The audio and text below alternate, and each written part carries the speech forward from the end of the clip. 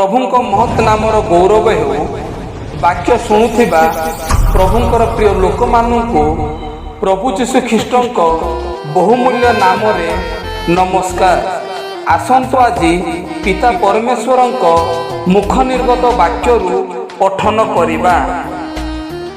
सत्य सत्य मु तुम्भ मानकु कहूअछि, जदि केही मोहर वाक्य पालन करे ताहेले से कदापि केबे मृत्यु दर्शन करिबो नाही।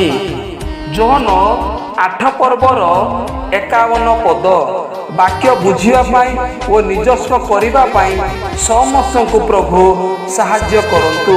एही वाक्य द्वारा आपण मानक परिवार को प्रभु बाहुल्य रूपे आशीर्वाद करंतु। धन्यवाद। आमेन।